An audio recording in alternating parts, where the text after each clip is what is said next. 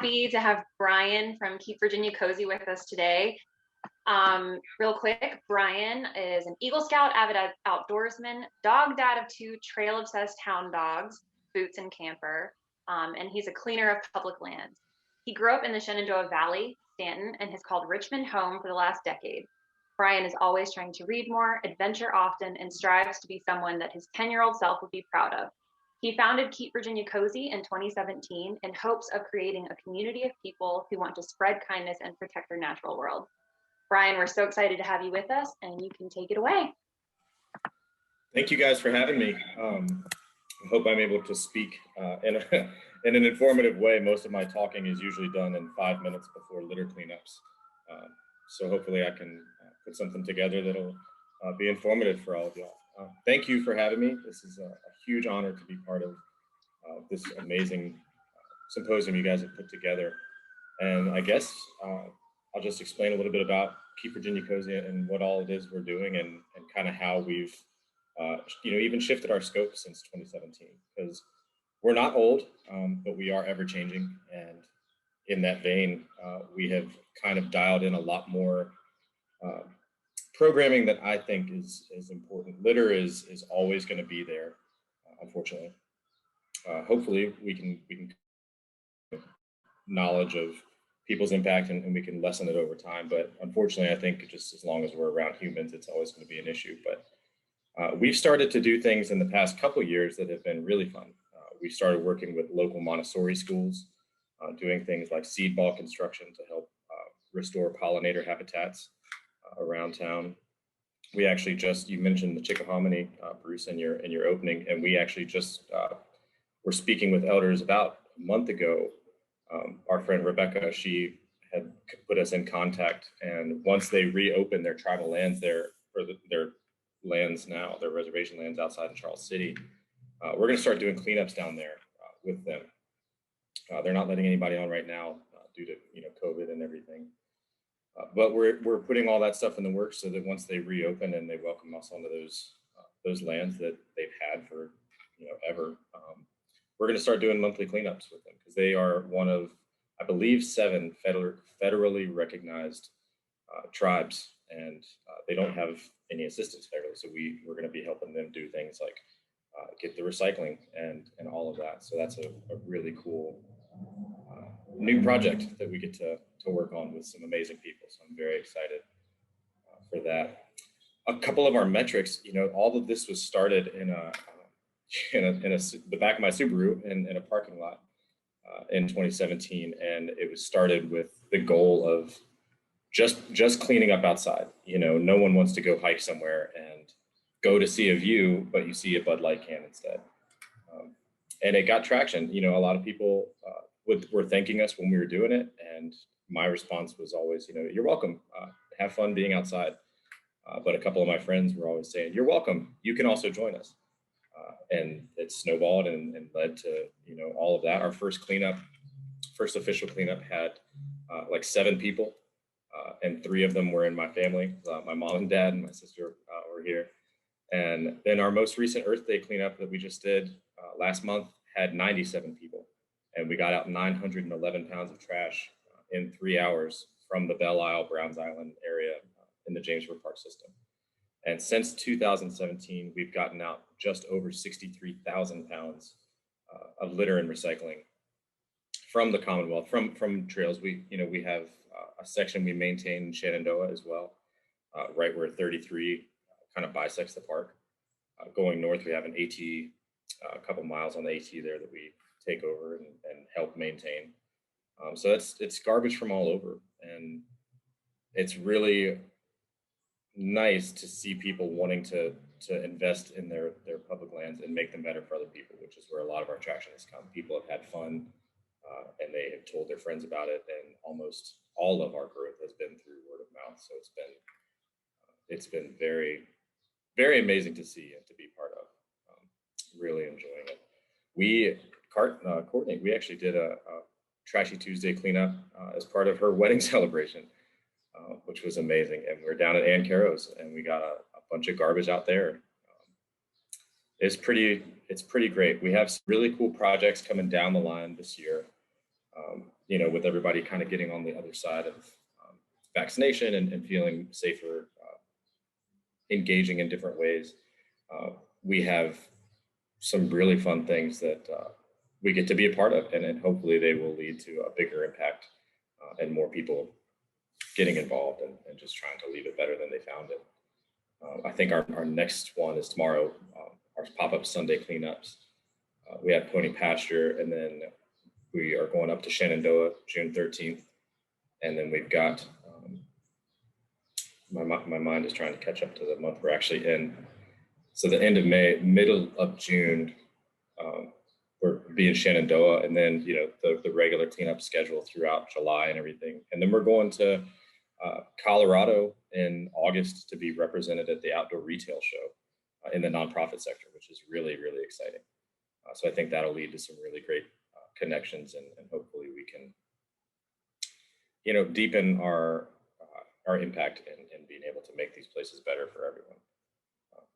So yeah, I was very thankful to be part of this and learn from everyone else. But there's ways people can get involved that are very helpful to us. Donations, always donations. We are a nonprofit. So we thrive on people's generosity and the giving of their time and efforts. We have several ways you can do that. You can show up and just give us your time. We have supplies, we have gloves, we have everything. But financially, you can become a member as well. We have different tiers of that for businesses and individuals alike, and all that's done through our website, keepvirginiacozy.org. And on there, you can also see a list of our upcoming events. When I get around at the top of each month to updating the list of upcoming events, you can see what's going on there. And you can also track our metrics as well, with the amount of garbage we removed or recycling, or how that's being used. Funnily enough, we actually get to reuse a lot of the recycling to do things like making floating gill nets that we put across Reedy Creek right near Crossroads Coffee to stop trash before it actually gets to the lake in Forest Hill Park. And all of those are really fun projects that we can always use help with, because I've only got 2 hands and a few other people do as well. So if we get many hands making light work, it's a lot of fun. But yeah.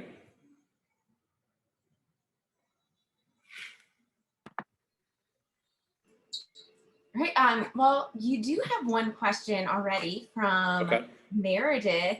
She asks or says, I know you spend a lot of time camping and hiking yourself in the Shenandoah.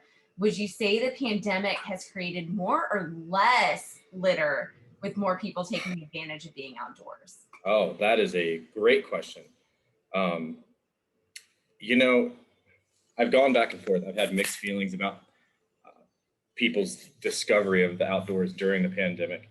And I'm grateful because these lands, they're restorative. The reason I'm in there so often all over the place is because it recenters me. It gets me back to a manageable baseline to then come back and deal with actual society. So it is nice. We did have, though, an explosion of people who thought, oh, it's safe to be outside, so we can go there. But no one really knew of that new group how to be there. And it's an interesting thing to kind of, our Instagram and stuff had been kind of lightly dusted with some etiquette, leave no trace principles, things like that, to kind of, in a nice way, give people some information about how to be in these places and recreate respectively. Because a lot of people don't know. Just this year alone, Shenandoah National Park did more search and rescue missions from Old Rag area, the most popular one in the park, to all over the place. They did more this year than they have in the past 5 years. But it has created more litter. And a lot of that is, can be anything. It can be a Snickers wrapper that falls out of someone's pocket or whatever. But a lot of it is what people assume is okay to litter because it's organic. So, it's, orange peels, banana peels, things like that. And it has definitely created more litter. But I think with that too, we can also, our goal should be to create more awareness, like it would be easy for someone to understand, like, I'm eating a fruit or an apple core. It's okay. It grew outside, so I can chuck it outside. But it's not okay because that attracts wildlife to that area, or it's not native to that area. And it's just not a good thing to get in the habit of doing. So, but that could just be something we kind of tweak a little bit and make it more fun to learn how to recreate responsibly. We actually just finished, that remind me, we just finished a campaign with Roanoke County Parks and Rec. There's a place down there called Blue Mountain Adventures in the Explore Park off of the Blue Ridge Parkway. And we just did a whole run of, they're probably in the process of being made right now, printed soon, of exactly that, like the signs to hang all around the camp, you know, how to properly extinguish a campfire so people don't just walk away from burning logs, because that's not great.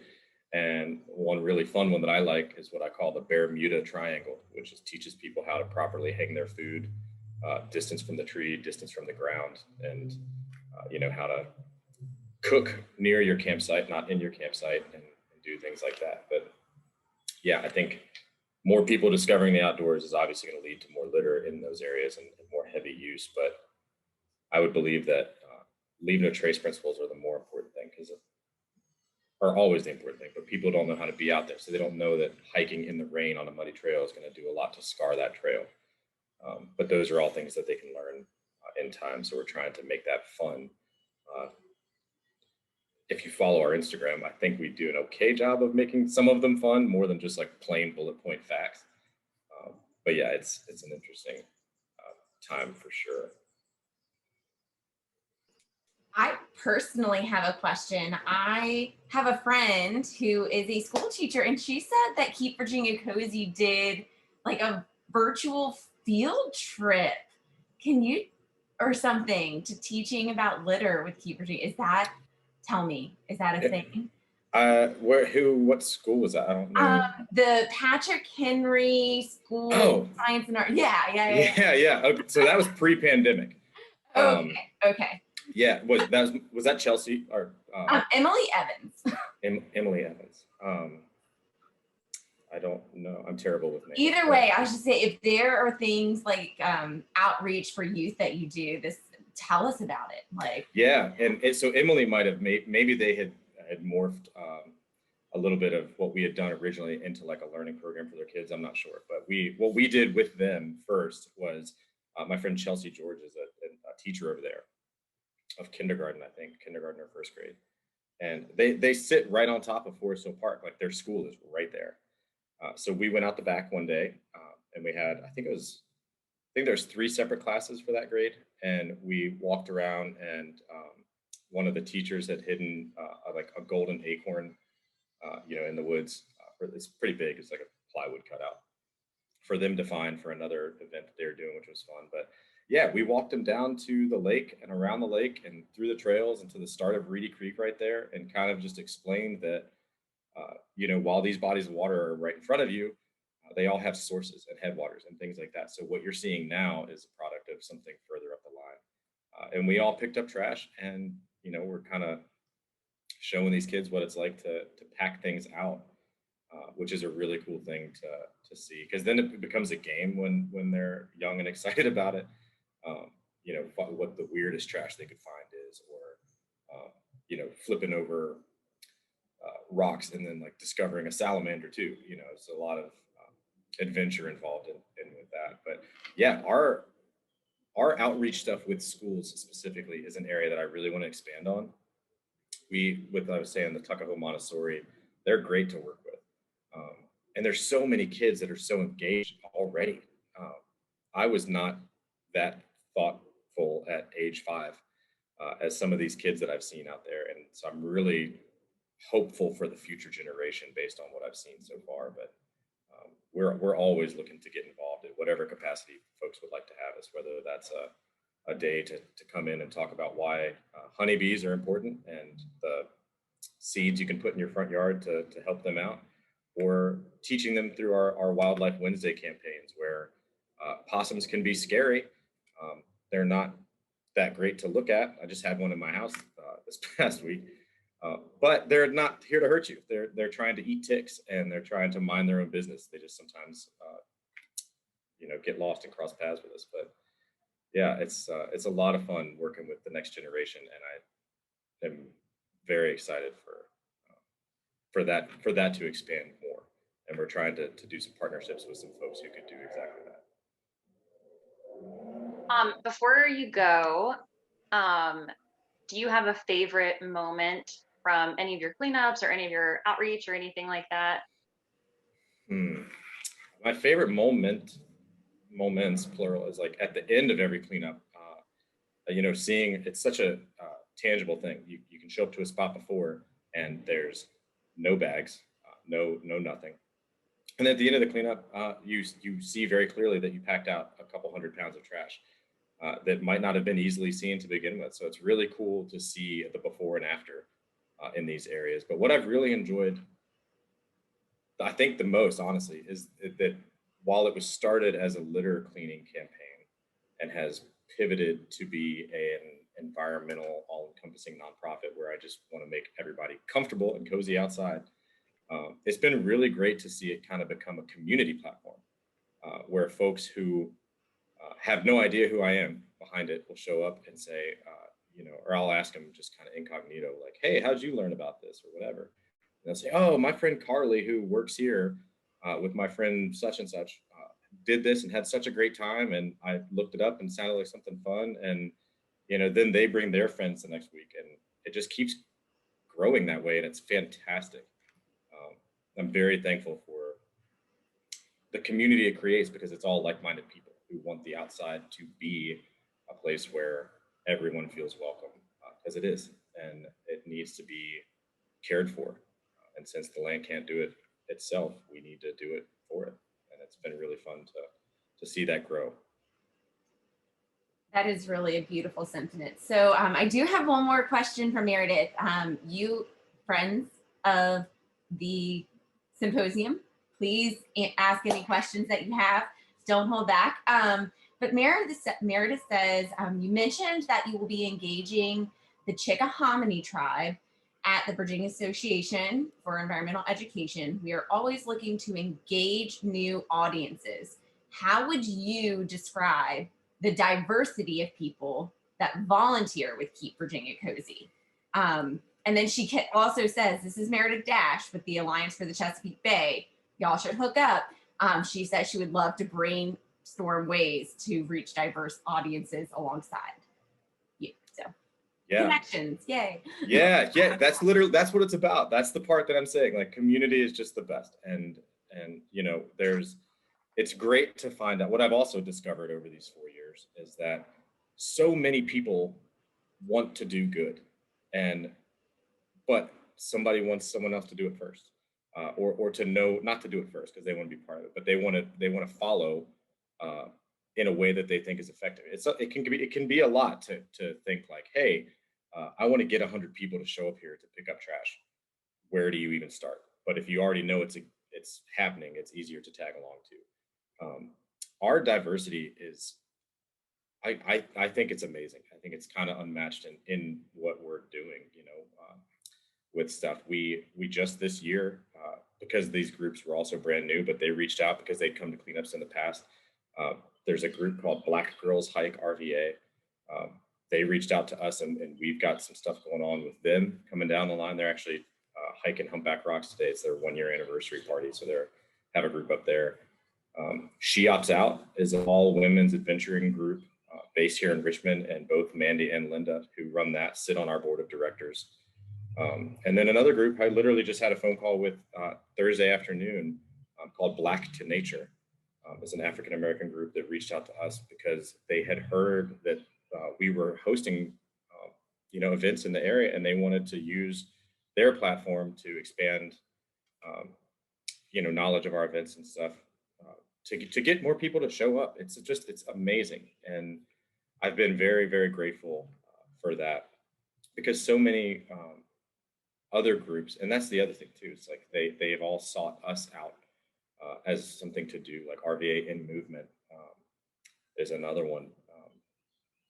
And I don't know what else to attribute it to other than just the beauty of community coming together and like finding people want to do it, and they'll seek it out, and it's just really been a beautiful thing to see unfold. As far as the Chickahominy tribe stuff goes, that was a connection created by our friend Rebecca. I was actually, sadly unaware of a lot of what was going on over there and where they were in their lands. I didn't realize it was 30 minutes east of the city, and they've been there for over 400 years. So I'm very thankful for that connection to learn more about the areas that we are occupying, and it's been very great to and humbling to be able to be part of that too, and have more people wanting to be part of this cozy group. Brian, I'm going to ask you one more question. Yeah, go for it. I ended up wrapping it up. It's a silly question. What is the weirdest thing that you have found at a cleanup? Like scary weird or like weird weird? Ooh, well, can you do both? Do you have a scary weird and a weird one that you can share? We have like a scary, I thought it was scary. I'm trying to think. I don't know, like weird. I said that before I really knew what that would really mean. Just general trash is strange to I'm always more weirded out by how certain things got to certain places. Like it's weird to find a washing machine 6 miles from the nearest road. Like, somebody had like an intention of putting that there or whatever. A lot of that's in public lands like George Washington National Forest, that kind of thing. But scary weird was I'm trying to think of when that cleanup was. It might have been November of last year or something. And I was cleaning up and we were coming down the alleyway, and it was over in the museum district. And we were coming down the alleyway, and I found a box, and it was maybe like, I don't know, regular box size, 18 by 24, nothing crazy big or whatever, shoebox-ish kind of size. And so I went to pick it up, and it was kind of heavy-ish, so I couldn't use the picker that I had. And so I bent down to pick it up, and when I did, I heard some stuff like rattling in there. I was like, oh, okay. So I flipped it open just to see what it was, if it was a glass bottle I needed to get out or whatever. And it was like 50 dolls, like little, I don't know, they're like maybe 4-inch plastic dolls, like little, what kids play with. Like they're like miniature Barbies or whatever, but it was just, they didn't have any faces. Like it was very clear that they had been like stripped to just be basic. Well, I don't know. I tried to rationalize in my head. I was like, maybe it was an art project or something, and they just needed a thing, and this is the remnants. But it was kind of creepy to find like 50 faceless little dolls in a box. Nope, no one likes that. No, thank you. Yeah, that's what I said. I was just like, all right, we're gonna seal that back up, put it in the bottom, and just kind of. No, we got a couple of that's freaky and yikes coming in some of our comments. And then I think if this can be super, super duper quick. Oh my gosh, what was my question? I had one more question as you were talking about those things. Well, now I forgot. So I guess I'm leaning towards thank you, but it was another silly question. Oh, it was not a silly question. Real quick, top 5 things, if someone's going to go out and clean up litter on their own, what are the top 5 things that they should maybe bring with them or be aware of? Good call. Top 5 things are, well, gloves, any kind of protection for your hands and stuff. We have some people that just don't want to use them, and that's your prerogative. We always provide them. That's one area that I'm very thankful for, because in the beginning, in 2017, when we weren't having that many folks, because I had just started it, it was easier to provide, latex-free gloves and trash bags. But since day one, I had been battling with the idea where I don't want to be a part of the problem, where we're also contributing plastic to the landfills with these cleanups and everything else. So we struck up this partnership with Rostov's Coffee and Elwood Thompson's. So right now we're in the process of getting all of their spent coffee bean bags, like their burlap sacks, and all of the bags that the potatoes and onions get delivered to the produce department in, because they can hold like over 100 pounds, and they're reusable, and they don't shred when you put glass pieces in them, which is huge, because we've had some times where you have the Home Alone moment. You got a full bag of trash, a piece of glass, and then it's a 2-bag problem. So if they want, they can reach out to us, and I'd be happy to give them a reusable bag that they can have and take, so that at the end of it, you're actually just putting trash where it belongs rather than trash and a bag. But definitely say gloves. Protection's always good. a bag. Litter pickers are fun. They can be useful if something's like in a bush of poison ivy, for sure. But sticks work too. I use sticks all the time because I don't really want to carry a litter picker all the time. And then I would say maybe there's these little pouches called, especially this time of year, it's all relative to seasons, right? So like if you're out there this time of year, there's this stuff called Tecnu, Tecnu. They have like little $1 pouches at REI or Walkabout Outfitter. Get those and just keep 2 or 3 of them in your pocket or in like whatever little fanny pack kit you make for your litter collection stuff. Because what that stuff does is if you come in contact with poison ivy, and if you don't know what poison ivy looks like, you will the next day. But if you come in contact with it, you can put that stuff on your hands. Just you have to dry rub it. So it's like you put it on your hands, kind of like lotion, get it all over there and stuff. Rinse it off with cold water, and it helps those oils from sticking. So you don't wake up the next day with itchy red bumps like all over your hands and arms. So yeah, so my summer collection pack always has some Tecnu in it. Perfect. Thank you so much, Brian. Yeah, thank you. Thank you. I hope you stick around a little bit just to see folks. So happy to have had you. Before I introduce Fung, who is our next speaker, everybody, thank you all for being here. I forgot to do some housekeeping. Bruce, I don't know if we want to pull up the thank you sponsors slide now, but we do have some sponsors. I want to do a shout out to the silent auction that's going on. I'm going to drop that link in the chat box so that you can go get your bid in before it ends at 5. Kayak tours, Triangle Rock Club. Thank you. Yes, thank you to our sponsors, Virginia Environmental Endowment, Virginia Outdoors Foundation, Blue Ridge Outdoors, Piedmont Environmental Council. It's loading and I don't have them memorized. Here we go. Sustainable Forestry Initiative, North American Association for Environmental Education, Needs Nursery, and Youth Learning as Citizen Environmental Scientists, all for helping make this virtual conference series possible. Again, lots of cool things in the silent auction. We're going to drop it in the chat. One final little bit of housekeeping, because I do not want to take up Fung's time, is that questions you can do in the Q&A, and Courtney, Bruce, and I will pop up and speak for you to get those questions answered in the Q&A time. If you have general comments or kudos, go ahead and use the chat. That's kind of easier for our panelists to maybe glance at when they're done versus the Q&A. So yeah, silent auction, we broke 1,000. Yay, let's keep it going. That goes to our scholarship fund. Whew.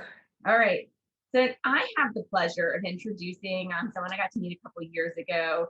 Fung Liu is, the chat is disabled. Oh, well, my bad. Okay. Then Q&A it is, and we'll just speak on your behalf and we'll share that information. So Fung is with the Animal Behavior and Conservation Connections, which is influencing behavior and forming connections. They do free-flighted education programs. They raise awareness and funding for conservation programming and have behavior and training solutions.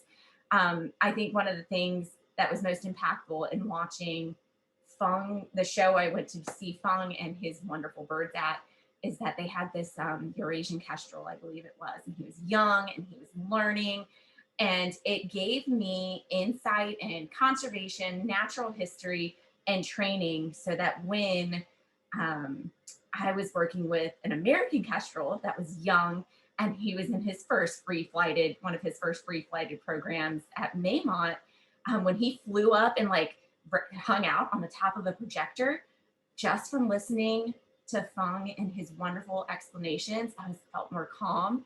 And I knew that this little kestrel would not want to fly as down. He just hadn't gotten his brakes figured out ready, like yet. I'm not explaining it well, but it just gave me a little bit more confidence. So without any further ado, the amazing and wonderful Fung Liu.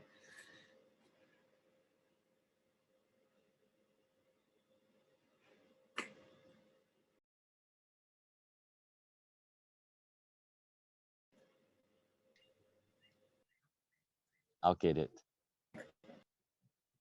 Am I on, Bruce? Yep, we can hear you. I am. Okay. I have a thumbs up. Yeah. Hi, everybody. Thank you for having me. Thank you, April, for inviting me to speak with your guests here. And thank you, everyone, for attending. I hope to take the next few minutes just to share with you what we do. You know, we really love what we do, and I do it every day. You know, every day I roll out of bed, I'm at work. And so it's quite fun and rewarding and enjoyable. So I hope I can share some of that with all of you. And certainly I'm much more comfortable in a chat format, you know, so if you folks have any questions along the way, go ahead and type them down, and hopefully April or Bruce will get them to me and we can have our chat. But in the next few minutes, I hope to share with you what we do and why we do it, you know, and hopefully that can give you some tools if you have any interest in um, kind of veering towards that direction or adding some live animals into your presentation. Um, I feel like it gives it a lot more power, you know, because my goal, my single goal when we do programming is to connect the audience with the animals, with the birds, and you know, that takes precedence over even important imparting information, you know, or you know, we might even say education. You know, so we just want to um, let people feel good about the animals and the birds they encounter, because you know, at the end of the day, it's how they feel about those animals that will guide what they will do when they go home. You know, if I simply just say recycle when you go home, it doesn't really have that much of an impact as if I uh, involve the people into a recycling routine that involves a bird. You know, and that's a long-lasting memories for those kids, and it's the kids that's going to influence the parents when they go home to you know, to encourage the parents to recycle if they don't already. You know, so that's a lot of our work. And we do work all over the country and all over the world, actually. There's a couple things we do. I'll give you a little bit more background just so you understand my philosophy and where I'm coming from that shapes what we do. So we do two things. One is we we travel around the world. We train animal keepers and trainers to train their animals, set up training programs in the US and around the world. And then mainly in the US, we provide free flight bird shows. And that's includes any species of birds, mainly mixed species. So from storks to kookaburras to vultures to falcons to eagles, you know, to you name it. I don't know. I don't know if that sounds coming across, but that's a little surprise I'm going to share with you a little bit later. We have a few birds that we like to bring out and share with you during this session. Yeah, but we work with all sorts of birds, and we try and feature natural behaviors and try and make a connection with the public in that way, as I explained earlier, in one way or another, you know, just to allow them to have an appreciation.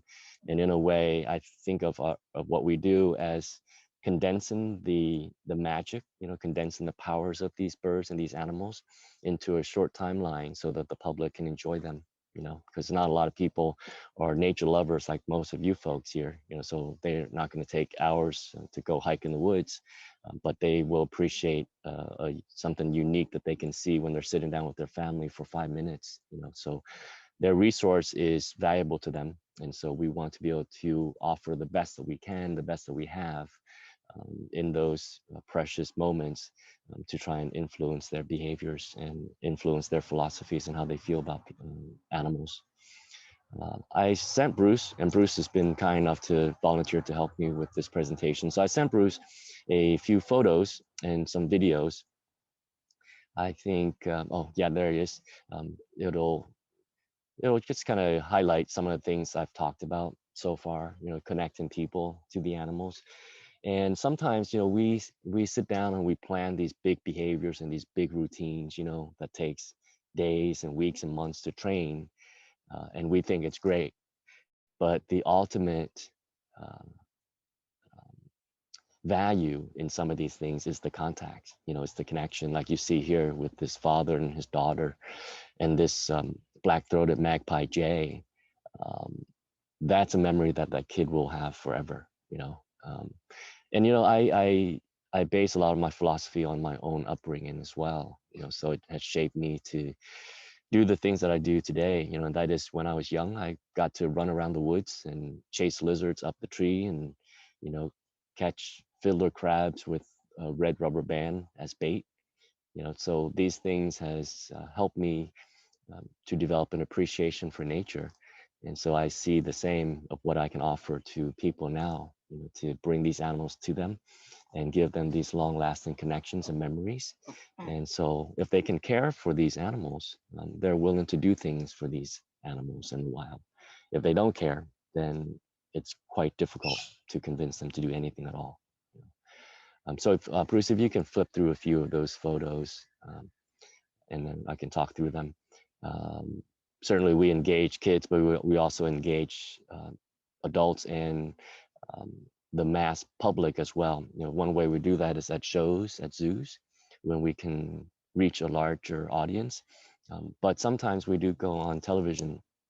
In this photo at the Today Show with Shania and Al Roker, with some sun conures there and Corbin Maxey. And you know, these are fun experiences that we can share with America. You know, so they can live vicariously through these hosts and see how they react and respond to these birds, and hopefully they also enjoy them at home as well. Next photos, yeah, there you go. Yeah, just more evidence of how these kids get to enjoy the birds that we work with, you know, and our birds are free flighted, so they get to fly around, no restrictions. You know, they come back to us because they, hopefully they enjoy our company, or they enjoy our winning personalities. But most of all, it's really because they enjoy the treats we give them. So these birds get to fly out and meet these kids. And again, these are long lasting memories for these kids, you know, so they have an appreciation for these animals as they grow up, and they take the appropriate actions to help conserve these species. Next photo, Bruce. Yeah, just more of the same, you know, just to really drive home the point that, you know, it's these contacts that makes a difference. You know, I can be on stage and I can talk about conservation and what you need to do and so on and so forth. And, you know, people will be sitting there with the, you know, listening intently, but I don't know how much I'm getting through to them. But you can see in this girl's face, right? This Araceli has made an impact. He's made a connection with her and she'll remember him for a long time. Next slide, Bruce. Nope, that's okay. That's I do all have I a got. video. Yeah, let me pull Yeah, that up. great. Yeah, I do have a video to share with you, and the video will sum up a little bit more of what we do as well. And then after the video, I can talk a little bit more. And if you have questions, or we can also share with you some live birds as well. While You that's can, pulling up, I did get one question in the Q&A, which is a very valuable question, and I am excited for you to elaborate on.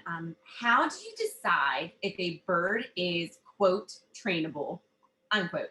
Are some species of birds more easily trained than others? I'm excited about this one. yeah, that is a very good question, but it's a very broad question as well. And you know, my answer, not to be you know, evading, but I always say when people ask me that question, you can train any animal, any bird, really. But it depends on the resource that's available to you. You know, the resource meaning time and money, right? So if you have all the time in the world, you can train anything if you have the right skill set. So I say anything can be trained, but the idea is how do we train those animals with the least amount of resources available, right? With the least amount of effort, with the least amount of time. That's really the question. And so that has to do with our procedures. And our procedures get better and better all the time as we learn more and more all the time, you know. And as we favor and embrace the idea and the philosophy behind voluntary participation, positive reinforcement training, uh, we get closer and we get better about our training. And then, you know, if we can select the right candidate as well, and to help us with the work that they're going to be doing for the rest of their lives. And that's what I'm going to talk a little bit about later as well, in terms of how do we do that by raising these animals up in these environments that they're going to be working and living pretty much for the rest of their lives, and so we want to make sure that they're comfortable. And so no longer do we simply just take whatever animals that's available to us and simply stick them into a program and say, here you go, good luck. But we shape them, for me, I shape them from the very day they hatch out of the egg, so they grow up in this world, and this is part of their lives, and they're very comfortable with it. And that's the idea, right? Is to have animals that are very comfortable with their environment. So we reduce the amount of stress as much as possible. But in reality, we can never reduce all the stressors, right? But we reduce as much as we can. And when we do that, they become very comfortable, and they build skills and they build confidence in living with us, and in terms of being able to provide the behaviors that we ask them to do. And the second part of that question, April, was what species was ideal? Was that right?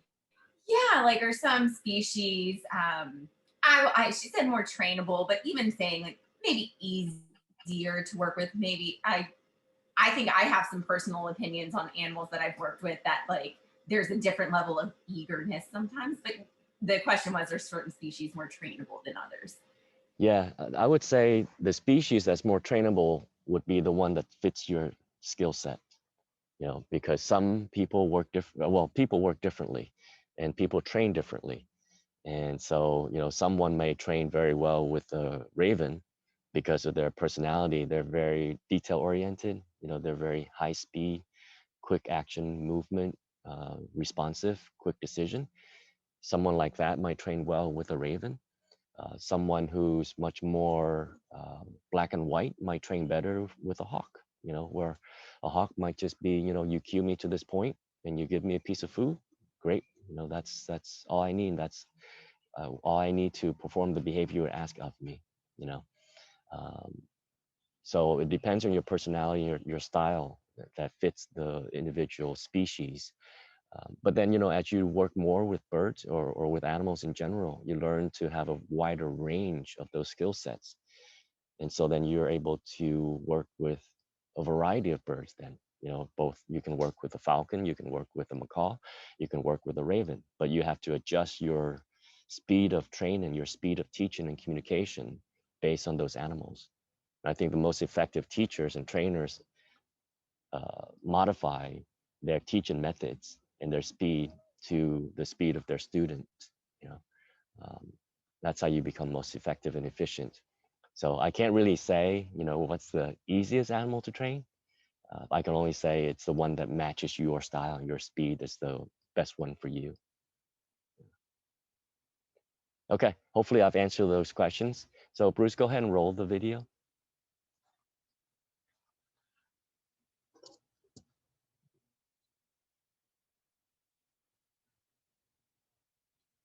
Is there sound coming through, Bruce?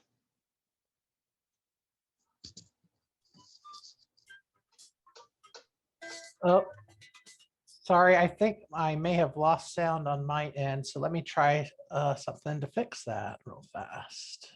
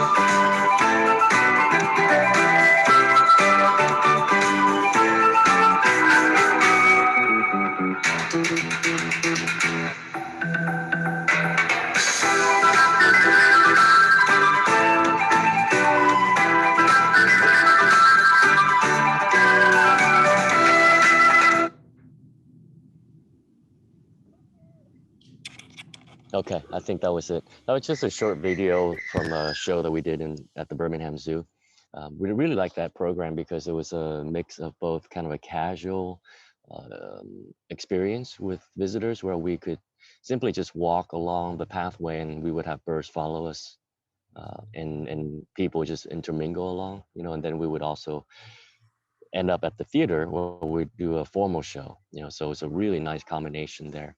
But anyway, just a small clip of kind of what we do there. That one was shot by one of our staff that just enjoys shooting videos with his phone, and he cut that clip together for us. We also have lots of other cool behaviors, but I unfortunately don't spend enough time recording those shows to have them to share. But anyway, that's kind of what we do.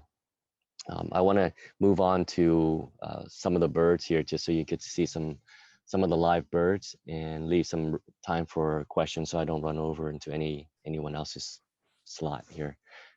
If we don't have any other questions right now, let me go ahead and introduce you to some of the birds that I have here today with us.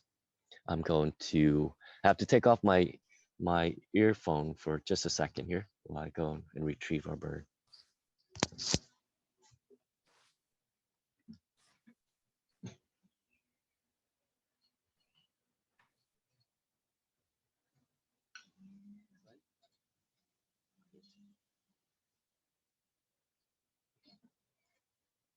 Here we are. Hi, everyone. This is Buffett. And Buffett, let me stick this back in. And Buffett is a rose-breasted cockatoo, also known as a galah. And Buffett is one of our ambassador birds that does multiple things. He's quite talented. But the main thing that we ask him to do is to recycle aluminum cans. One of the routines that we do, as you may have seen in some of the photos and some of the videos, is we have conures fly out to people, you know, so have them experience the conures. And then after the conures, we explain that conures are indeed in danger in the wild. And one of the reasons is because they are facing habitat loss.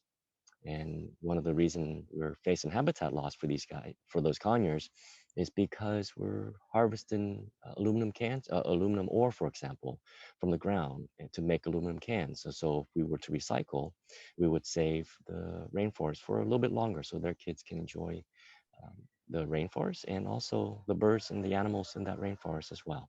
And so then we go into the recycling routine, which makes sense for kids, right? So when they see these beautiful, okay, Buffett, when they see these beautiful birds like the conures, they want to do something to help them.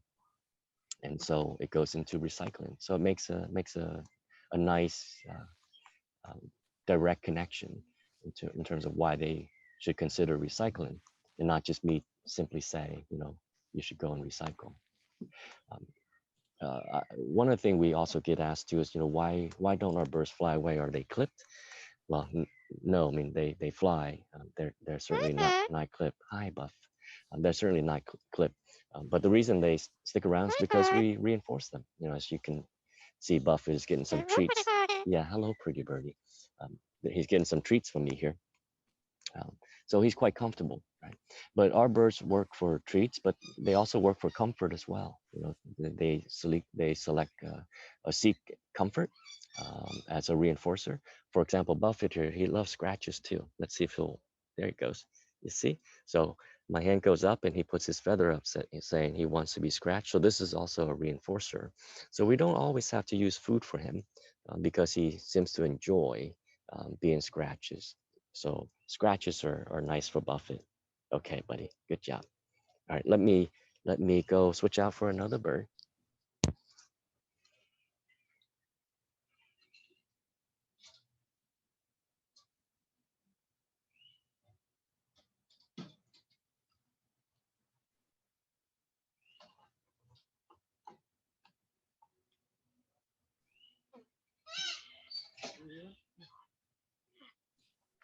Everyone, this is Eeyore. And Eeyore is a silvery-cheeked hornbill. They're normally found in Africa. These guys are quite special, and Eeyore is quite special too. She's also one of those birds that loves tactile reinforcers as well. So not just food reinforcers, as you can see here. she loves to be scratched here, and she will probably fall off my hand if I keep scratching her any longer here. But anyway, she is one of those personalities that lends herself quite well to the program that we work in. You know, so as you can see, if I could say that she's comfortable, you would probably agree, right? And this is one of the birds that I can take anywhere with me, any strange environment, no practice, no rehearsals at all.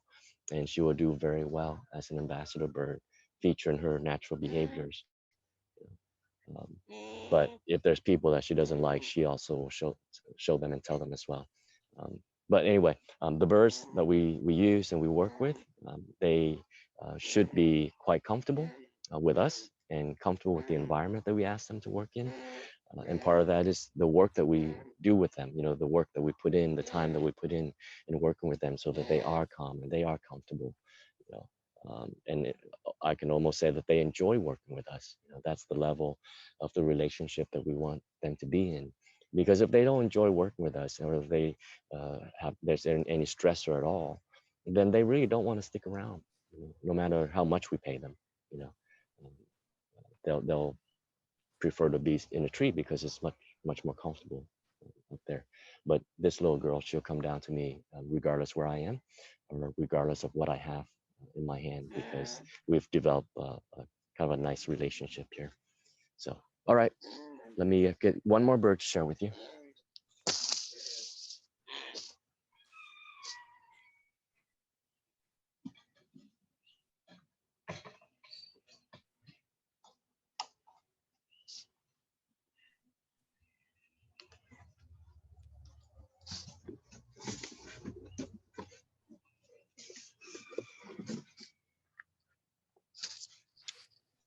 So quite often, not always, we have the option of raising up some of the birds so that they grow up in the environment, like I mentioned earlier.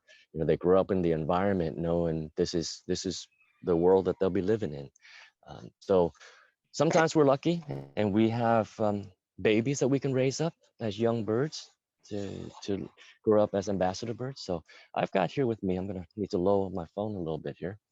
I've got here with me a baby, let's see, a baby white stork. There we go. Whoop. All right, not too low. I'm gonna have to bring him up for you. Hey, baby, come here. There he is. This is a baby European white stork. And this bird I hatched out of an egg. And let's see, maybe we'll put you out on the table. Here we go. There. How's that? I've got you pointed in the very dangerous direction here, baby stork. But as you can see, you know, these are young birds that we raise up. And during this season, this is a very busy season for us with breeding and babies that we raise for programming. We prefer to try and raise them for our programming, and then certainly we will have too many at times, so we send them to our colleagues who do similar work as we do. You know. So let's see, one last thing then. I'll see if I can. I think our baby stork is a little camera shy right now. Doesn't really want to come see the world. But you know, as we do more of these sessions where we take them out, they'll get more comfortable with everything, right? So that's the point, is that they learn these environments and they get very comfortable, sometimes too comfortable as they grow up. So let's see. I've got a little bit of lunch here and see if he wants to eat lunch. How about that? Well, now everything's good. Oh boy. Yeah. Life is good now. Okay. Good job. Well, I think that's it. I don't want to run over my time here. So I don't know if you have any questions or if we have more time. We do, and I do want to respect the flow.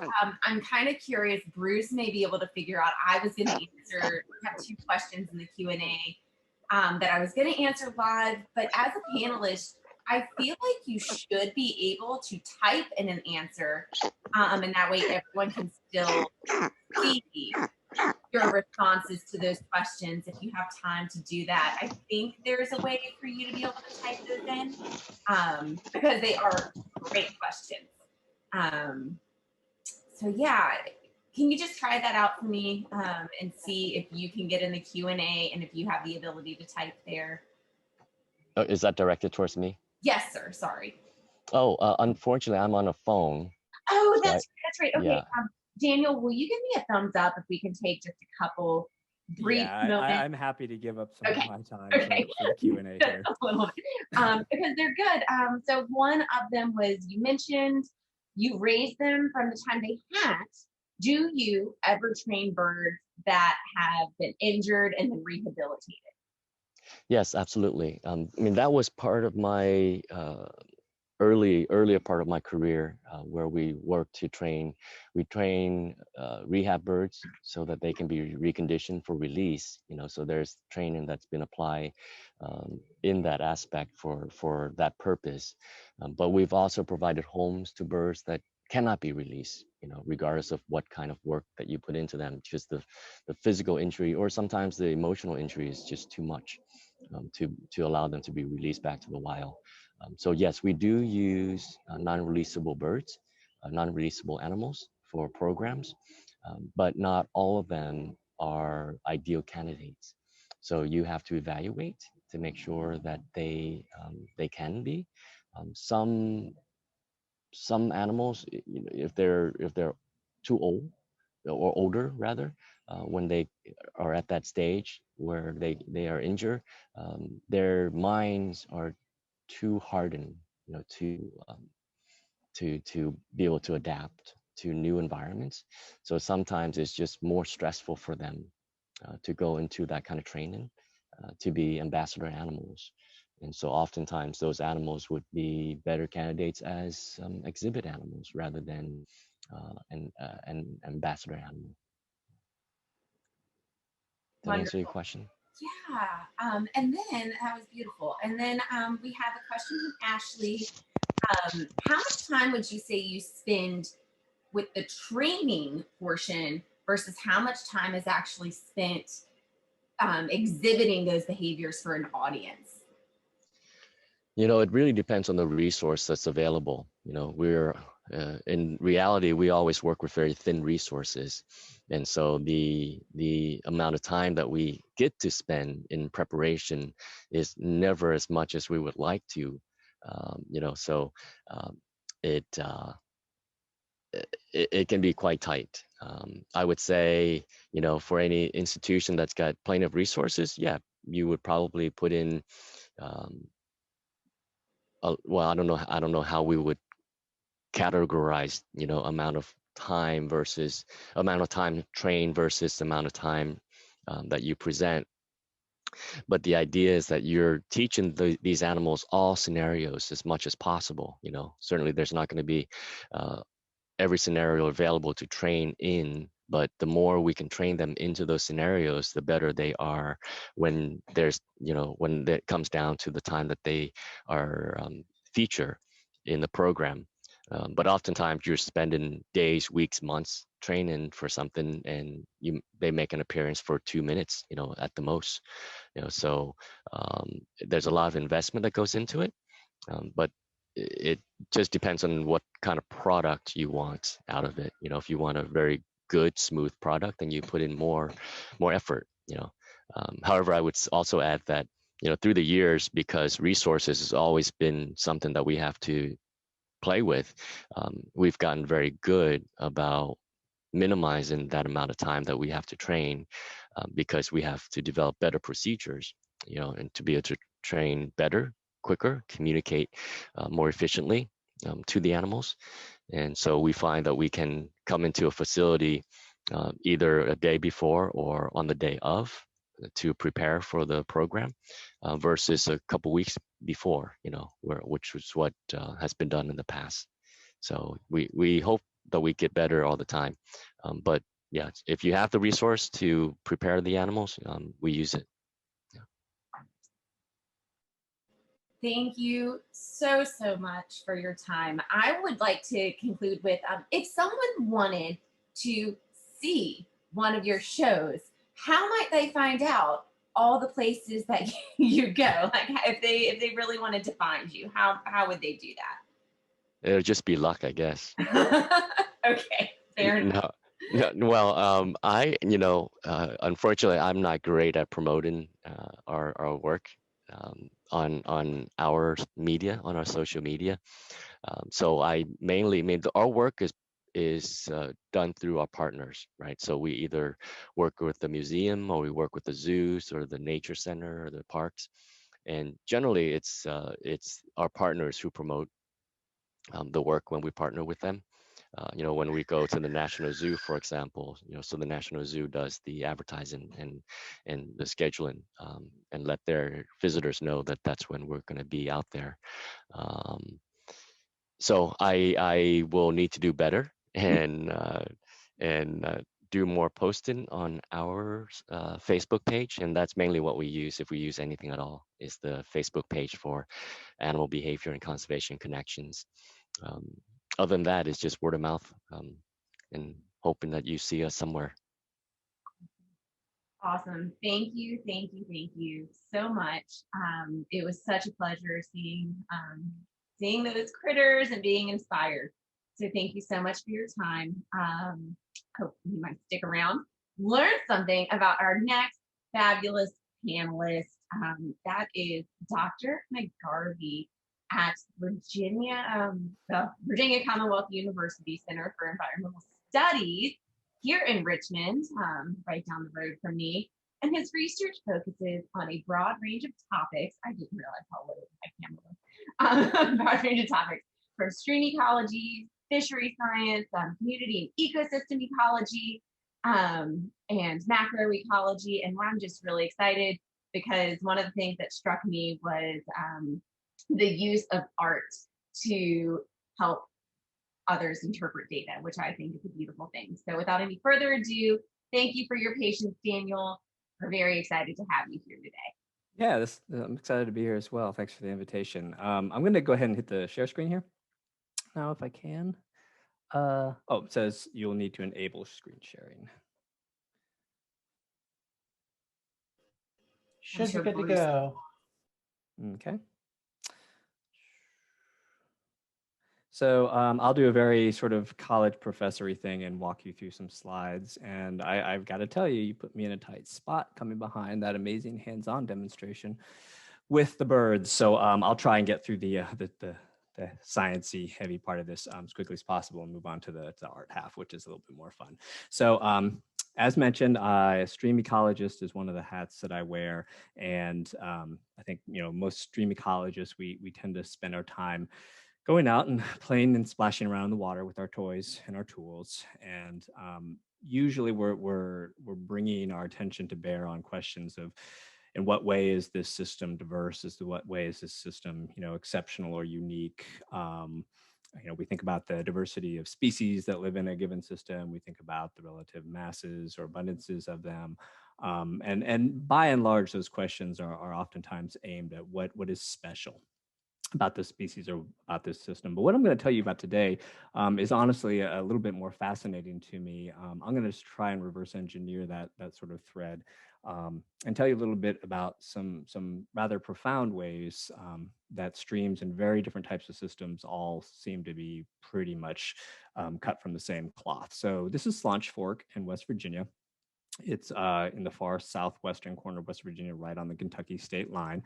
It's a stream that I started studying early in my role as a college professor. It was originally selected in the context that it's getting to be a kind of a rare resource in the southern coalfields of West Virginia. I was looking for streams that were truly about as close to undisturbed or pristine or reference conditions as you can find in the southwestern part of the state anymore, and that's getting difficult to do. But this is what one might look like, and it's also kind of representative of the kind of the size and the scale and the type of system that I'm doing field work that I'll be working in. So just a beautiful temperate system in central Appalachia. when we, usually as ecologists, we tend to treat as the operational unit of our research the species. Okay, so we're oftentimes trying to estimate the abundance or the diversity of species that live somewhere. How come certain numbers of species tend to co-occur at really high rates, while there are other systems where there are many fewer species? What is the abundance or the biomass of the species we care about, an imperiled species or whatever? And if we scratch a little bit deeper at that and we recognize a few basic things that assuming that most of the people on this call today are educators will be already abundantly clear to you, is sometimes aggregating things at the level of the species can probably be the wrong way to go. It can certainly be misleading. So for example, here we have the relative abundances of the black-nosed dace. It's a super common fish throughout the eastern US. It's throughout the entire Mississippi River drainage and all up and down the eastern seaboard. And any given stream or river where we would go and find this species, we would actually expect to find at a minimum 2 or 3 distinct age cohorts living in the same river or stream or wetland or what have you.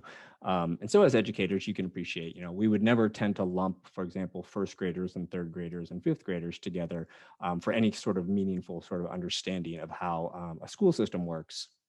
So the same argument to a certain degree can be made in nature, even though as ecologists, oftentimes we do in fact lump things together. So these are data actually from the picture of that stream Slanch Fork that I showed you. And clearly we see that in this system, when we look at a histogram or a frequency diagram of just sizes, the lengths of these fishes, we can get, pick up several very distinct modes in those data. And that corresponds to fishes that are 1, 2, and 3 years old. And then a second piece of background information that has to be kept in mind is for fishes, but for many other types of aquatic organisms, their behavior and their actual ecology changes as they get larger. So here we have some data for the mottled sculpin, which is also a very common fish throughout the eastern US. We are looking at the relationship between length on the x-axis there and then delta 15N.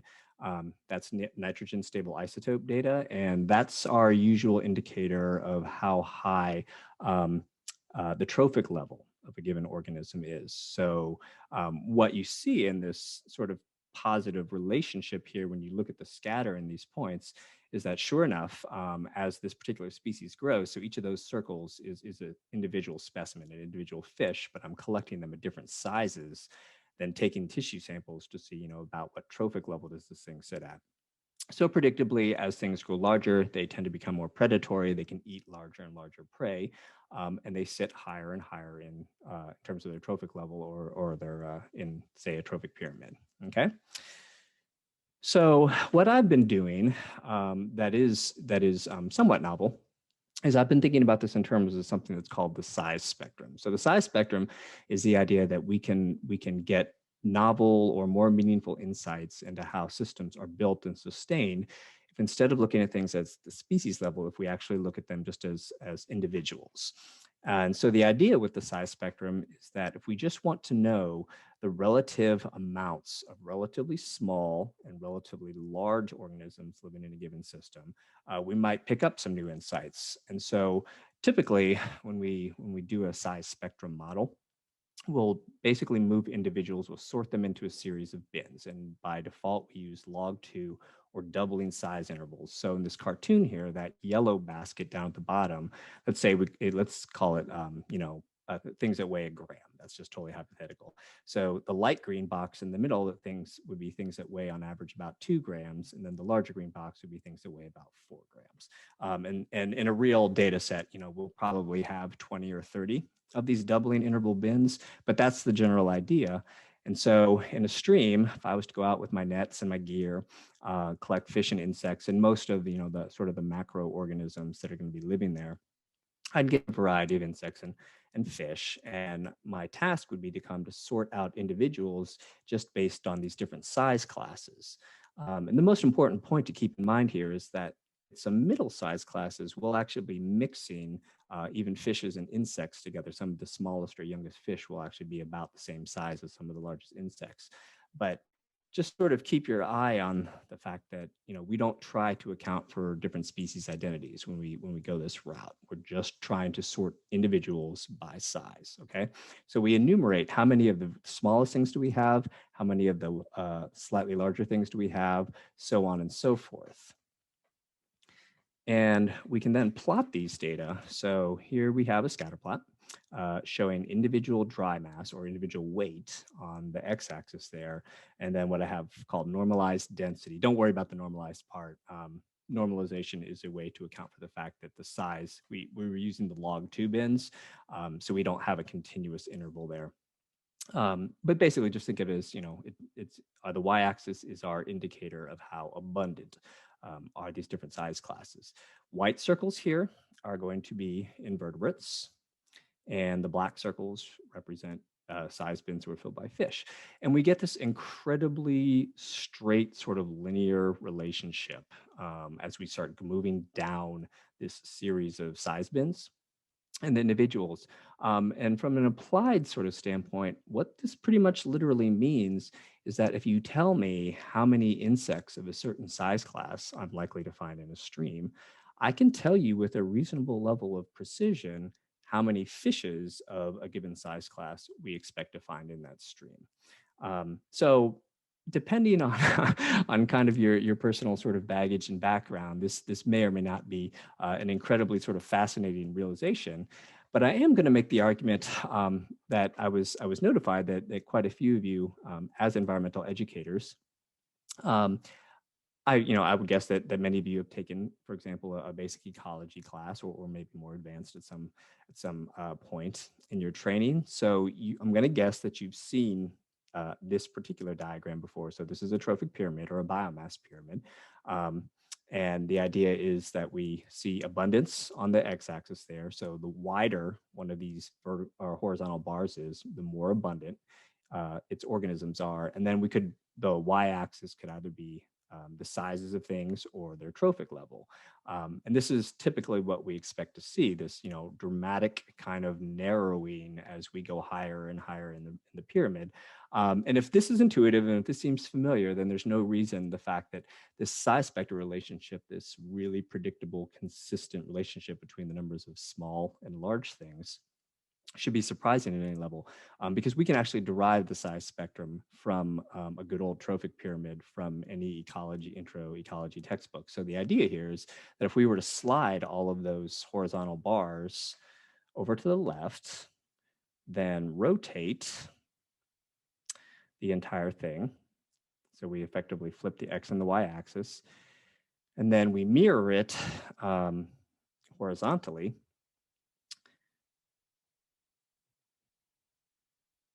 We would, in essence, end up with the size spectrum.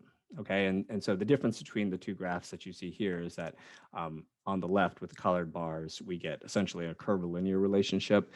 And in statistics and ecology, we generally make it easier to deal with that by taking the logarithms of those two variables, and that creates a nice linear relationship from what is truly a curvilinear relationship. So this is something that's been predicted by basic ecological theory for years, but in terms of like scientists looking at it and making a strong empirical statement case for it, that's relatively new.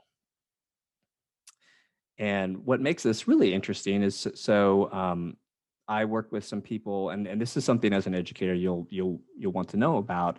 The National Ecological Observatory Network. It's the largest within the Division of Environmental Biology, so the group that handles ecology at the National Science Foundation. This is the largest project they've ever funded. This was something that was so big that it required special congressional approval. The National Science Foundation usually operates by making grants to individual investigators or universities, et cetera, in the orders of maybe a couple $1 million. This is many, many, many millions of dollars. And it's a long-term project. I believe it has hardline funding for 20 years. Anyways, there are 14 points on this map. Each of them is one of the streams that's included in this network. And so these are all field sites where there are entire crews of full-time people that are working there collecting all sorts of abiotic and biotic information, water quality variables, hydrology variables, terrestrial vegetation, and they also look at what's living in streams in those areas. So I took all the fish and insect data from those 14 streams. They've been uploading. All that stuff is free. You can go on their website and learn all about it. They host workshops for schools and that sort of thing. But I pulled all of the fish and invertebrate data that they've collected over the 4 years that they've so far been fully functional. They're collecting multiple seasons. And I punch up the size spectrum. So the same thing that I showed you, that straight line relationship from the West Virginia stream, across the nation and across multiple seasons. And if we go back for a second, think about the huge diversity that you would see if you went to each of these yellow points and, sort of looked at what the environment looks like. We have Western mountains in here. We have central plains. We have eastern deciduous forests. We have a couple of desert streams. We have a couple of tropical streams. And we punch the data up and we look at the size spectrum, and it's just kind of like, bam, there is such stark sort of linear consistency in the abundances of relatively small and relatively large organisms. So as a scientist, that's super fun for me, et cetera, et cetera. I'd love to tell anybody more about it, or point you to some papers that I've written or some of my colleagues or other people have written, if that's of interest. But I want to get through the art stuff real quickly here. So a thought experiment that is made possible by COVID-19. So you're going to see two graphs here. And feel free to, please do not hesitate to chime in and tell me I'm out of time here, because I'm realizing with this projection on my screen, I don't have a clock in front of me. So 10 seconds with that first bar graph, and then 10 seconds with this bubble chart. You're looking at identical data in those two graphs. What you're looking at is a standardized sort of risk factor that's associated with about 40 different activities. So nightclub is a big dark red bubble because that was the most dangerous activity. Things like tennis, playing tennis outdoors, are relatively low activities. So these two charts come from the exact same table of data, but they're two slightly different ways of illustrating the data. And I sometimes show this slide. I've shown it a couple times this year, and if we had more time, I would love to get your feedback on which one of these two that you all intuitively prefer. Which one would you rather look at? Which one, if you had the choice to see on a website or in a magazine or something, do you think would be more pleasing to look at? Which one perhaps would you give the courtesy of your time to look at it and study it more closely? There's not a right or wrong answer to this, but there is a lot of kind of baggage and association that goes into what your answer to that question might be. So we're teaching some of our, by the way, that bubble chart originally came from an amazing website called Information is Beautiful. That's worth just doing a quick Google search. They create incredible infographics out of usually pretty germane, interesting public data sets. And they do it all with a strong eye for graphic design. We're teaching some of our graduate students to do this, and we're doing it for no super compelling scientific reason, just my own personal bias and conviction that part of what's breaking down in the communication of science in the 21st century is that human beings, our expectations of digital media have increased because we're so saturated with digital media all the time. So the traditional training methods of thinking about that our young up and coming scientists really need to be focused mostly on journal publications probably isn't enough anymore. And we could debate all day, what is the right sort of way to deal with that, or if it's even a legitimate problem to contend with in graduate school. But I'll sort of roll with the idea that it's worth siphoning off just a little bit of that compressed graduate schedule to do some graphic design training. This is an example when word of some of the training I was doing my program got out to the American Society for Limnology and Oceanography. The editor of one of the journals contacted me and asked if I could have one of my students do a modern sort of colorful reconfiguration of an iconic data chart from my discipline. So the graph on the left there, it's something that a really famous ecologist named Raymond Lindemann published back in the 40s. It's considered the first food web diagram that was published in the scientific journal. And it's the diagram of things that were living in Cedar Bog in northern Minnesota. And it shows how, you have plankton predators, meaning fish. The stuff on the right half of that kind of spaghetti diagrams kind of is is terrestrial, semi-terrestrial stuff, and the stuff on the left is entirely living in the water of that bog. And then everything dies and senesces and settles back to the middle, which was colorfully called the ooze at the time. And so I had my student Chris Mason take a crack at rebuilding this diagram, and he came up with the one on the right. And again, it's debatable whether the new graphic is somehow better than the original. But at a minimum, I would tend to make the argument that it might be more successful just insofar as the average reader might be more willing to engage the one on the right and say, hey, that's kind of neat. What am I looking at? And give it, the luxury of a few minutes of their time to make that decision to engage it and try and understand it. Okay, so real quickly, in like 2 minutes, I'll get through this. So the very first thing we do in my design class, that by the way, I co-teach with Sarah Ferris, who is an amazing scientific illustrator and graphic designer.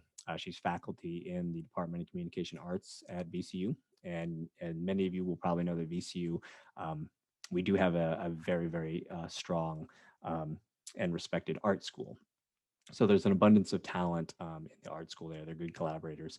The first thing we do on the first day of class is we try to drive home the point that students aren't about to they all come into the class thinking that they're just going to learn to work in Adobe Illustrator, and that's what they really want to learn. And we try to iterate throughout the semester that this is not about your technical digital drawing skills. Some of you will go far. You'll find you have latent talent for that. Some of you will have less talent for that, but all of you can use some of these basic digital tools to make dramatically more effective visuals. And so these are all obviously super successful logos, instantly recognizable. And I do a fun exercise. I have 2 minutes on the clock to draw as many of these logos as I can. They're all just, a series of simple shapes. And, I move on to the next one as soon as somebody in the class is able to call out what we're looking at there. And so this is what I got through in 2 minutes the last time. I can do in 2 minutes, I can do almost a perfect replication of Target, BMW, Batman, Beats headphones, McDonald's, Audi, and Apple. Students learn typography. That's the first technical lesson we give them. They're always bummed about that. Nobody comes into the class thinking that they wanted to learn about typography. But we are able to convince most of them that that's really important. All printed and digital information involves type. And type is more than just sort of getting the words, the ideas down that you want. Type in and of itself is expressive and emotive, and there is basic legibility thinking. There is a science of legibility. So we teach them some of that. And here's some examples of the first assignment in the class that they have to make these like 4x4 sort of broadside type cards. We give them a phrase they have to put down and type, and some parameters. You can use a certain number of colors. You can use 2 external images, whatever. But this is fairly representative of the kind of stuff that they come up with in the class. And this is an assignment that they have to tackle usually 3 weeks into the class. So we get into the working with the software pretty quickly. We do an assignment where they have to draw semi-literal set of icons. And so this was an example of what one student did when we were working on 5 species of seagrasses one semester. Here's examples of sets of 3 more iconic icons or more abstract icons. The upper set there is 3 that were put together for an infographic on cave ecology. And then the 3 at the bottom, of course, are dealing with 3 different insects. Here's an example of a fairly literal kind of information graphic that one of the students put together. They were studying how isotopes move in a minefield, in an old minefield, and how some legacy munitions can affect plant physiology. And that was actually his dissertation. He took our class and put this one together. A student who was studying the growth of harmful algal blooms in the James River and how that propagates up into terrestrial ecosystems and ultimately into the prothonotary warbler. He put this together and used this. He actually printed this one and used it at a pub science at a science RBA presentation. And another example of an infographic that one of our students did, thinking about seagrasses down in the Jupiter River estuary down in Palm Springs, Florida. And the last assignment that we do, and usually actually the funnest but the hardest one, is the students have to design their own logos. And they have to put something down on the page that will reduce well, that's simple, that could be printed like, you know, something on the size of a postage stamp. But that is hopefully deeply meaningful and representative of who they are, what they study, etc. So as I said, I did not anticipate that I wasn't going to have a clock in front of me, so I don't know. You're right at 30 minutes, although we did cut into your time. So in continuing that fashion, I don't know, Tanoya, I see you active in the chat. Can I do quick question? And hopefully that is okay, no problem, wonderful. So first question is, I think it is fascinating. Where would one find the information to maybe a lot of our educators do macroinvertebrate studies for with middle schoolers, and we do a lot of dip netting ourselves, and I found like based on what you find, you can kind of predict like the fish and then the size. Where would one find that information to then apply it to some of the inquiry that we're doing alongside these middle school programs? So probably I would encourage you just to send me an email directly. Okay. You know, I can share some publications on that. And then I even did 2 years ago, I did an article with I don't know if you're familiar with JOVE. It's the Journal of Visualized Experiments, and it's a peer-reviewed science journal, but they're aimed exclusively at creating accessible methodologies. And so I did one on the size spectrum for stream fish and invertebrate in there, and it includes like a video. They'll send a video crew out to the field with you or to the lab with you, or whatever. So that's a good resource. Unfortunately, most of these things exist behind paywalls, as you've probably had a chance to be frustrated with. Almost all of these journals are sort of subscription things, and when you're at a university, it's easy to get access to them. But for everybody else, it's not so easy. But I'm allowed to send you copies of any of those things on request. So if anyone just can send me an email, I put my email in the chat, but I see that it says to all panelists. I don't think it's to the audience, but you have my email, and I would encourage you just to share that out broadly, and I'll be happy to correspond individually with anyone that would like to learn more about that. And then I think this is one of my favorite questions to ask, is just what makes you nerd out the most? Like, what in your research gets you like the most excited and you become like a 10-year-old kid again? Probably. So, I alluded to the fact that most of what eats up the real estate in research journals and that sort of thing is, if I want to become Joe Famous Scientist, the easiest way to do that, to get something in Science Magazine or Nature Magazine or something like that, is to make a singular discovery, to go into the rainforests of Borneo or something and find something amazing that humans have never seen before, and that's cool. But to me, I think honestly the most compelling and interesting thing is when I look real hard and I realized that I'm not really finding any appreciable differences, and that's why the size spectrum research is so cool to me. I've most of my career has been built on doing things in a traditional way. As a fisheries scientist, your job is generally to say, can I quantify what the annual growth or production of trout in this stream is, and can I start to estimate what is the impact of recreational fishing or something like that on these organisms. So that is what typically it's called when I was much younger in my education as the splitters sort of philosophy on science, and over the years I've started to realize that I'm inherently more attracted to what was called the lumpers, thinking that what's the coolest thing about nature is the similarities, not the differences. So yeah, I guess that's the best answer I have right now. That's cool. That's cool. We did get another question. What graphics programs do you prefer to use? So that's a really tough one. For better or for worse, mostly for worse. Adobe has really cornered the market on like digital design type software. Now, there used to be, if anyone remembers back in the day, Corel also had a design package. So they had Corel Draw and Corel Paint and this kind of thing. And Adobe won, the Adobe Creative Suite software won that battle and became a monopoly. Now, if anyone wants to start working on digital graphics and they want to have more power than something like PowerPoint will give them, there is a freeware one called Inkscape, Inkscape.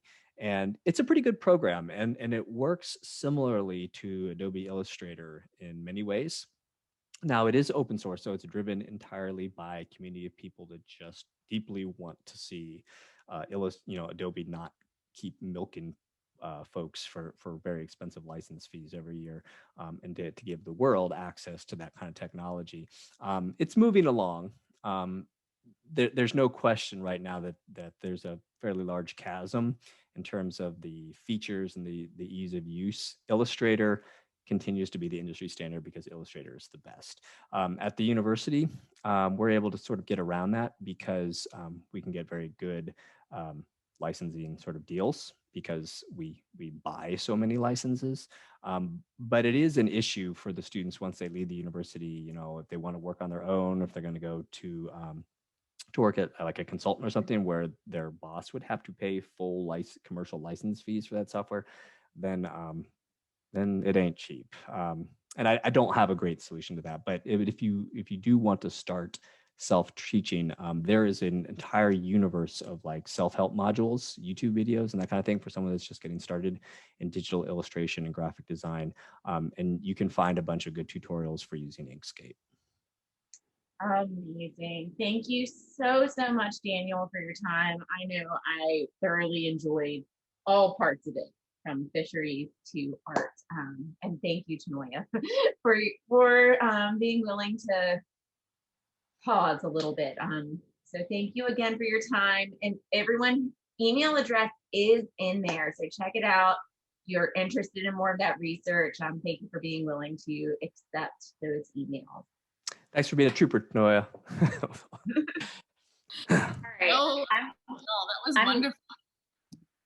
Just real quick, I'm just going to introduce you to Tanoya, and then I don't want to take up any more of your time.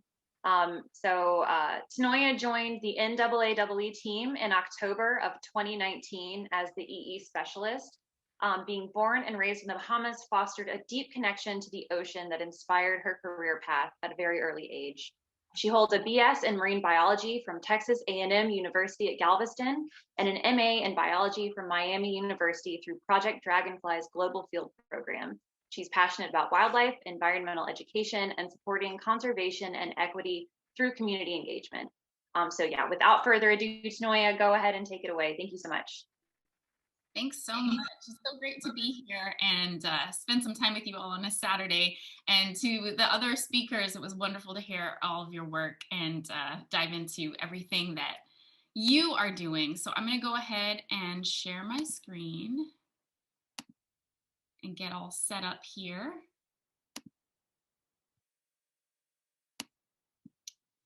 Okay. So today I thought I'd talk to you all a little bit about research and evaluation, which is my hub here at NAAEE. I'm the manager for research and evaluation, as well as managing our EE Blue project, which is a project with the NOAA. It's a 5-year partnership. So if you'd like some more information on that, feel free to reach out to me after the presentation. But for the sake of time today, I'm just going to concentrate on the research evaluation portion of my job. All right. Okay, so in the chat, what is your favorite thing to teach others about our planet? We're just going to take a quick minute and feel free to just drop it in the chat. Anything that you love to teach others about, whether it be in your programs or just kind of conversations with friends. It could be something very specific or something broad, but feel free to put it in the chat. We all have our favorite topics and focuses that we love to talk about, but it's really great to hone in on what that is and to have that passion behind it whenever you have an opportunity to speak with someone. And I bring that up because that's kind of the reason why we're all here. As you all know, NAAE focuses on being the champion and the backbone organization for EE. And we work with lots of different and diverse groups all over in the North America region. So as an affiliate, you all are very familiar with NAAE, but obviously the reason why we have so much fun when we get together at conferences or workshops is because we love to teach, we love to share, we love to help others connect to the world around them. And so having resources in a way that is available is super important to NAAE. And with the projects that I work on, it's such a great honor to be able to work with researchers and professionals to bring you all the best resources to support your work. And, you know, overall, environmental education, our objectives can include things such as awareness, knowledge, attitudes, skills, participation, and depending on your program, it might fine tune to even more specific objectives, depending on your organization's values and missions. But we are all working to connect people to our natural world in an equitable and culturally responsive way. So what comes to mind? This is super interactive, so if you are up and awake, feel free to jot it in the chat. But when I say the word research and evaluation, what do you think? What comes to mind?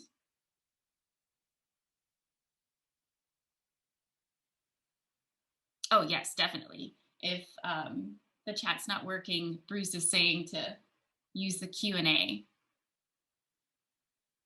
So when we think about research, we think about a lot that was said just previously with the previous speaker, which was so wonderful, diving into having a question and trying to find answers and working really hard to collect that data, to then analyze it, to speak to what's going on or what's happening, to lead to other things.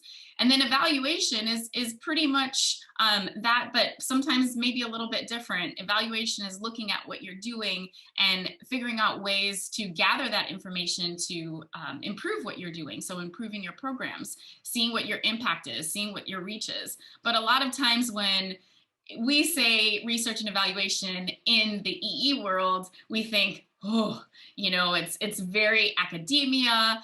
We're thinking stats. We're thinking, you know, we have to implement these programs. We have to deliver these programs. We have to teach all the people. We have to do all the things. We have to connect all the dots. But where are we going to squish this all in, and how are we going to do it, especially for short staff? These are just the realistic things that as educators, I know myself included, have experienced, but knowing that these are two crucial things that work together in a wonderful harmony to really support and advance everything that we do. And so as we all implement our programs, we develop curriculum, we look at ways to connect to different audiences, we look at ways to engage with communities, and we go out and we do this amazing work. We have stories and we have pictures and we have videos to sort of really paint this picture, and we have the quotes from these cute little faces telling us how amazing that bird experience was, or they really enjoyed planting that butterfly garden, or it was really fun to turn plastic into art and to use a reusable bottle moving forward. We have all of these really great stories, but we inadvertently, whether we think about it or not, we are doing research beforehand to do this in the best way. And as we're doing that, we're going back and we're doing our programs, and we're checking all the dots, and we're implementing, and we're reaching new audiences, and we sort of internally evaluate. That might be really casually with our teams, where we sit down and we say, you know what, that did not work with third grade. Let's try this, or maybe we should shift this part of the program earlier because it's really, really hot and the kids were wiped out, and we are evaluating how to do things better. And so the tools that I'm going to be speaking about today really breaks down this sort of chart approach to the relationship between research and the practice of EE. And as you can see, you know, I'm just focusing on these two words, research and evaluation, but there's a lot that encompasses it. So right there in the middle, you see the EE program and you see the environmental educator over to the side and your learners are underneath. And when we think about that research, we're working with our networks. The researchers are looking at academic journals and they're analyzing and they're putting out summaries and syntheses, and we're using that data to inform our directors and our funders and our policymakers and our school admins on how important environmental education is and how important it is for us to design these programs and deliver them and continuously improve them. And so you can see this is set into a rectangle, but it's not a box. It is ebbing and flowing depending on where you're at as an educator, where your organization's at. And if you look at it, you might think this is a really pretty graphic. It looks great, but it is a little bit overwhelming. So where do I even start? Where do I even fall? And maybe these are things that you're doing and you want to enhance even more. And so in efforts to do that, NAAEE has created a wonderful hub for you all to explore. So I'm going to, when I say briefly go over these programs. Hopefully you are aware of them already. If not, you know, this will be a really great intro. And if you are aware, it's another reminder to share this resource to others that might not be aware. But the first project that I work on is EE Works. And this project is a collaboration between Stanford, UC Davis, University of Florida. We're working with research teams to identify some specific outcomes that were identified by an advisory council to explore the impact of environmental education. And so a few years back, K through 12 was released. We just released last year climate change education. A couple of weeks ago, we launched conservation. In a couple of weeks, we'll be launching early childhood.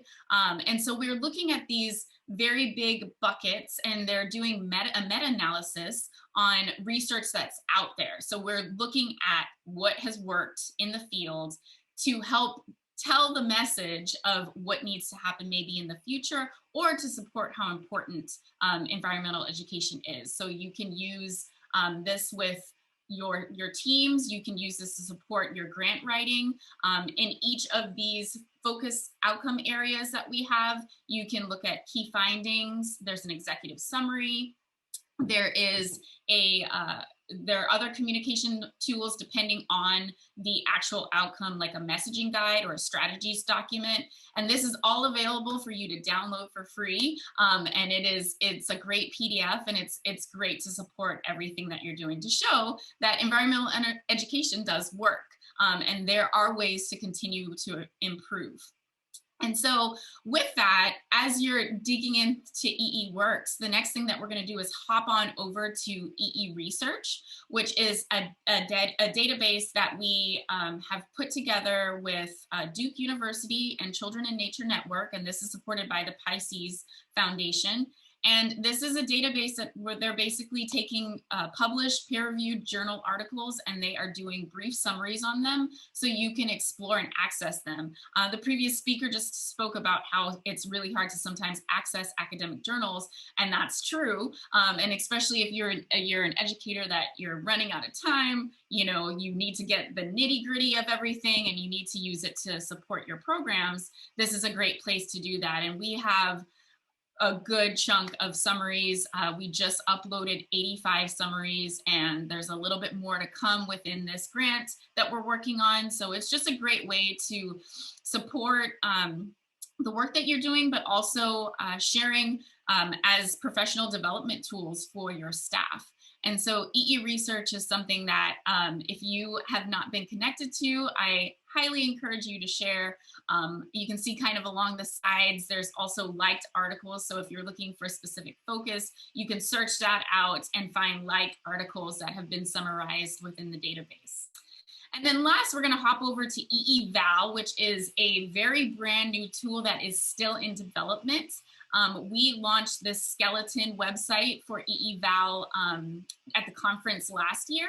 And this is going to serve as an evaluation portal for culturally responsive and equitable evaluation. So this is going to not only give you values and steps to support how to evaluate your programs, but it will also have resources, stories, tools, a glossary, and so much more to help you. So we recognize that evaluation is so important, but oftentimes there's not enough staff, or maybe there's not funding to support an external evaluator coming in. But doing it in bits by bits and pieces really does help show the impact of your work. And one of the great things that I recently heard from a mentor, she helped with an evaluation panel that I had for my grantees that I work with EE Blue. And she said, you know, we were born evaluators. You know, you wake up in the morning and you know, check your app to see what the weather is to help you decide what you're going to wear. And if you need an umbrella, or if you need extra sunscreen or whatever it is, we're evaluating, we're researching, and we're evaluating, and we're adapting constantly. We ask questions constantly. I have a 7-year-old and she is so curious, and she is constantly researching and evaluating everything that she's doing. And so we're hoping that these tools will take that fear out of research and evaluation. If you're not coming from an academia background, and you're full on into education and you just want to continue to implement your programs in an impactful way and keep growing and moving, these tools will definitely help you to do that. So I am listing these links to explore. We'll also have this available. I can copy and paste it in the chat after this, or I can send this presentation will be available for you all if you'd like to dig into it.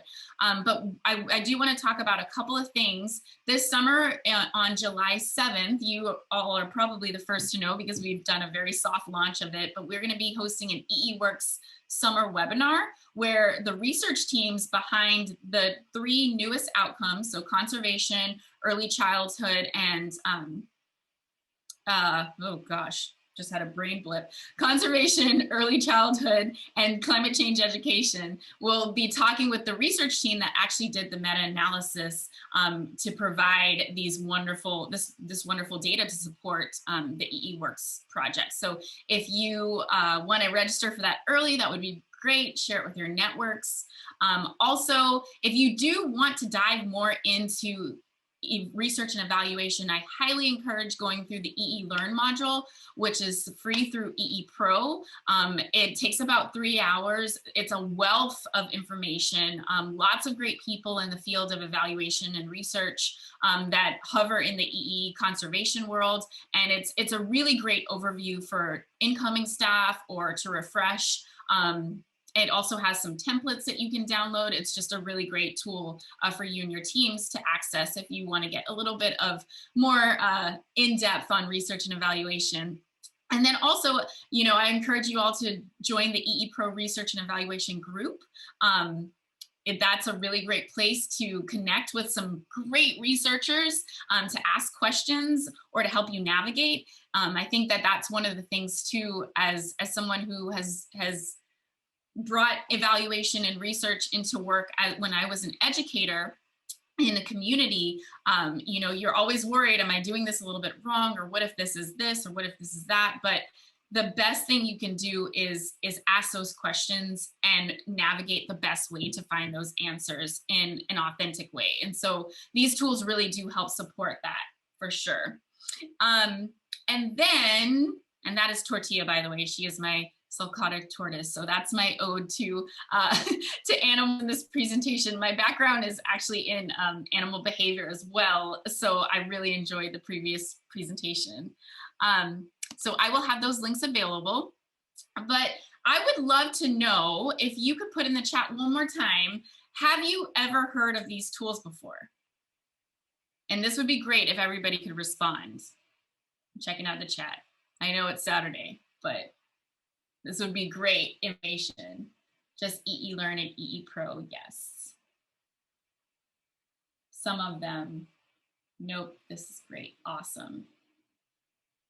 And so, see, I just did a little bit of research and evaluation here. It's really, really important to really check in with your audience, as you know, community engagement guidelines. I'm sure most of you are aware of that, is really to ask those questions and have those conversations. And it's great to know that some of you have heard of them, and it's also great to know that some of you haven't, and now you have access to this resource. So I am going to go ahead and stop there. Thank you all so much for your time. It was wonderful to spend a little bit of time talking about these great resources, and I'm happy to be in contact with anybody. Feel free to grab my information there. I can also put it in the chat, but I will